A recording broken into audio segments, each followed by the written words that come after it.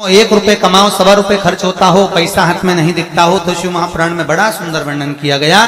से दीप महत्वता, घर में 2 दिए हमेशा रखना चाहिए, घी का दिया हो चाहे तेल का दिया। ज्यादा से ज्यादा दियों को बदलना नहीं चाहिए। जैसे मालूम पड़े आज ये वाला दिया लगा दिया, फिर 15 दिन चला उसको फेंक दिया, दूसरा दिया लगा दिया। शास्त्र कहता है, शिव महापुराण कहती है, जिसके घर में दिया एक लेता है और वही दिए में निरंतर बत्ती लगती रहती है, तो उसके घर में संपदा की वृद्धि होती रहती है। दिया ज्यादा नहीं लगता, संपदा की। बेलपत्री के पेड़ के नीचे सोमवार के दिन किसी ब्राह्मण को यदि या ब्राह्मण के बालक को खीर का भोजन करा दिया जाए, और यदि ये भी नहीं करा सके तो सोमवार के सोमवार शाम के समय अगर बेलपत्र के पेड़ के नीचे घी का दिया लगाकर आए, 5 सोमवार लगाकर आइए, अपने आप लक्ष्मी में बरकत बनना चालू हो जाती है, संपदा बढ़ना चालू हो जाती है। क्यों? रुद्राक्ष का वृक्ष भगवान शंकर के नयन अश्रु से बना है, और बेलपत्री का वृक्ष माता पार्वती के नयन अश्रु से। इसलिए बेलपत्री के पेड़ के नीचे शाम को दिया लगाने से लक्ष्मी की प्राप्ति होती है। व्यापार नहीं चलता तो लक्ष्मी आती है, कहीं पैसा डूब गया तो लक्ष्मी प्राप्त होती है। हजारों लाखों गुना पुण्य बेलपत्री के पेड़ के नीचे की मिट्टी का शिवलिंग बनाकर पूजन करने से प्राप्त हो जाता है। हजारों लाखों गुना पुण्य। जिस लड़का लड़की का विवाह नहीं होता, बेलपत्री के पेड़ के नीचे शिवलिंग का निर्माण कर कर, उसका पूजन कर कर, आराधना कर कर, घी का दिया लगाकर शंकर भगवान के शिवलिंग का विसर्जन शाम के समय करे। एक घी का दिया मंदिर से विसर्जन के बाद आकर फिर बेलपत्री के पेड़ के नीचे लगाए, और बेलपत्री के पेड़ के नीचे लगाकर 7 परिक्रमा बेलपत्री के पेड़ की कर ले। झोली पसार कर प्रणाम करके बेलपत्री के पेड़ के नीचे की मिट्टी को सिर पर लगा ले और चले जाए। 3 से 4 महीने के अंदर उसका विवाह पक्का हो जाता है। महाराज ये साधारण नहीं है। लक्ष्मी तू इसके नीचे निवास है, इस बेलपत्र के नीचे तेरा निवास है, तू यहां रहे। पहले भी कथाओं में करा है, कैसी भी रोग हो, कैसी भी बीमारी हो, बस निवेदन इतना है, अगर ज्यादा बीमारी घेर कर रखी है, 1 लोटा पानी, कलश में जल, थोड़ा दूध, और जो व्यक्ति बीमार है उसका वस्त्र उस लोटे को छूला, एक बेलपत्र उसमें पटक दो, और शंकर भगवान पर, शिवलिंग पर, कोई भी शिवलिंग जो मंदिर में हो, चाहे वो गुप्तेश्वर शिवलिंग हो, कुबेरेश्वर हो, महेश्वर हो, बटकेश्वर हो, पिपलेश्वर हो, नर्मदेश्वर हो, सोमेश्वर हो, नागेश्वर हो, धनेश्वर हो, हरीश्वर हो, कोई भी शिवलिंग जो आपके नजदीक में हो, जो मंदिर आपके पास में, 1 लोटा पानी ले जाकर जो बीमार है उसके नाम से नाम और गोत्र बोलकर शंकर को समर्पित कर दो। महाराज मुझे पूर्ण विश्वास है मेरे शिव पर आराम लग जाएगा। लगभग आधा घंटा, 1 घंटा, 2 घंटा। शंकर को 12 महीने शिवरात्रि आती है, हर महीने शिवरात्रि आती है। किसी भी महीने की शिवरात्रि को यमुना का जल और गंगा का जल दोनों एक साथ जब चढ़ाते हैं तो मनुष्य की मनोकामना 3 महीने के अंदर पूरी हो जाती है। महाराज 3 माह। इसलिए आज भी लोग मानसी गंगा के तट पर जो चकलेश्वर महादेव हैं, उनको जल चढ़ाने के लिए यमुना जी का जल कावड़ में भर कर ले जाते हैं। कावड़ में कहां लेकर जाते हैं? चकलेश्वर महादेव पर। यमुना मथुरा से जल गोवर्धन लेकर जाते हैं चकलेश्वर महादेव, चकलेश्वर महादेव यमुना का जल लेकर जाए।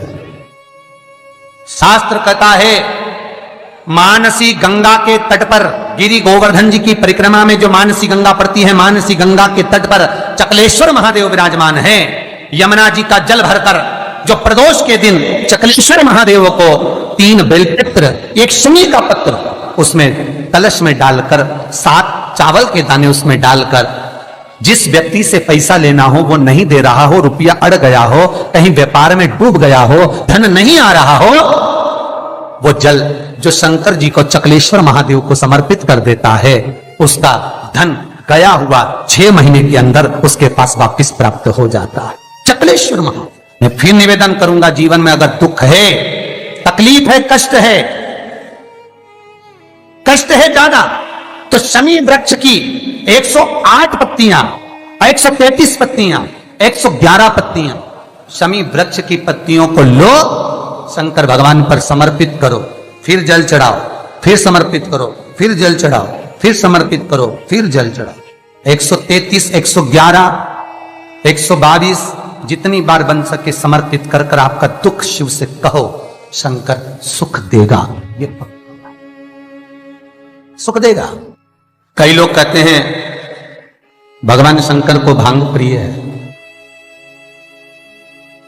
शिवरात्रि के दिन लोग रात भर भांग घोट घोट के शंकर भगवान का नाम ले लेके खूब पीते और बदनामी मेरे भोलेनाथ की करते कि शंकर जी का प्रसाद है।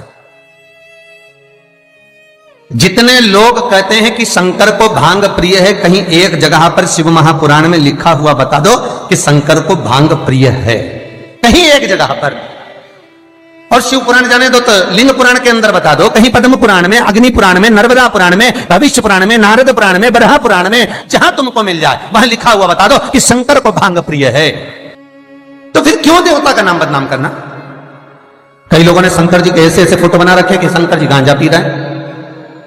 ओ भैया, पीना तुमको है, नाम उसका बदनाम कर दो।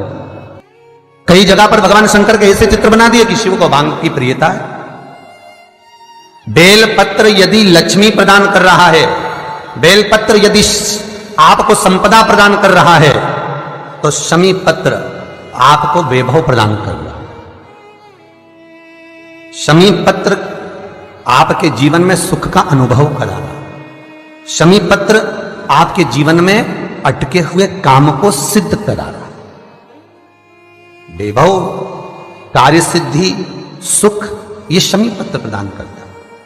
इसीलिए बेलपत्र तो केवल भगवान शंकर को चढ़ती है, बेलपत्र गणेश जी को चढ़ती है, देवी को बेलपत्र, और शमी पत्र एक ऐसा पत्र होता है, 33 कोटि देवता शमी पत्र को पाने के लिए, 33 कोटि देवता शमी पत्र के सुख का आनंद पाते हैं। ऐसा 33 कोटि देवता।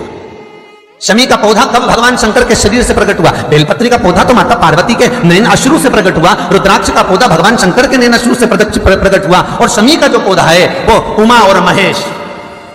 जब माता पार्वती का एक अवतार हुआ था, उमा अवतार, जब माता पार्वती उमा अवतार लेकर प्रकटी थी, तब भगवान शंकर महेश्वर बनकर प्रकटे थे।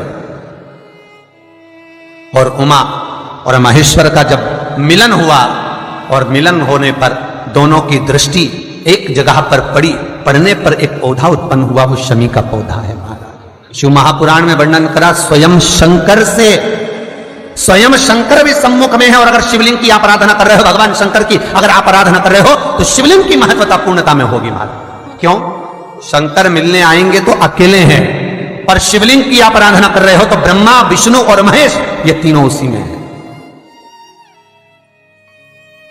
एक शिवलिंग में आपको पहले भी कहा है कि शंकर का शिवलिंग जो होता है, उस शिवलिंग में नीचे का भाग ब्रह्मा है, मध्य का भाग विष्णु है और ऊपर का भाग शिव है। उसी शिवलिंग में स्वयं मां जगज्जननी जगदम्बा विराजी है, उसी शिवलिंग में गणेश विराजे हैं, उसी शिवलिंग में कार्तिकेय विराजे हैं, उसी शिवलिंग में भगवान शंकर की 5 लड़कियां जया, विषहरा, शामरिवारी, दो-तली देव ये विराजी हैं। उसी शिवलिंग में शंकर भगवान की छोटी लड़की अशोक सुंदरी विराजी है। संपूर्ण परिवार और 33 कोटि देवताओं का जो आराध्य देव है ब्रह्मा, विष्णु, महेश, वो तीनों शिवलिंग में है। ये पूरे भूमंडल पर, ये पूरी पृथ्वी पर शंकर जी की बड़ी बड़ी मूर्तियां नहीं मिलेंगी मंदिर के अंदर। राम जी की मूर्ति मिलेगी, भगवान कृष्ण की मूर्त मिलेगी, जगदम्बा दुर्गा भवानी की मूर्त मिलेगी, दत्त भगवान की मूर्त मिलेगी, शनि महाराज की मूर्ति मिलेगी, नरसिंह भगवान की मूर्ति मिलेगी, पर भगवान शंकर की कोई मूर्त मंदिर के अंदर नहीं। शंकर का शिवलिंग मंदिर के अंदर मिलेगा। क्यों? क्योंकि शंकर कहते हैं मेरे लिए ब्रह्मा, विष्णु, सारे देव मेरे अपने हैं, मैं इनको छोड़ नहीं सकता, वो मुझ में रमे। पार्वती मैया कहती है भोलेनाथ में समा। दुनिया के लोग कहते हैं, मेरे पास में अभी कुछ समय पहले नारद जी आए थे, नारद जी ने कहा क्यों उस भंगेड़ी से शादी करते हो, क्यों उस गंजेड़ी से शादी करते हो, तो क्या आप भांग खाते हो, क्या आप भांग खाते हो? शंकर भगवान बोले नहीं पार्वती, दुनिया खाती है, मुझे तो भोग लगाती है, तो तुम कुछ बोलते क्यों नहीं हो? कि दुनिया के लोग तुम्हारे सामने भांग रख देते हैं और तुम कुछ बोलते नहीं। अरे पार्वती क्या बताऊं, समुद्र मंथन में जब विष निकला, उस विष को मैंने पिया, पीने के बाद मेरे मुख से कुछ बूंदे जमीन पर गिर गईं। कैलाश पर्वत पर बूंदे गिरी, सांप और बिच्छू ने ले ली, कुछ बूंदे जमीन पर गिर गई, जिससे पौधा उत्पन्न हो गया भांग का।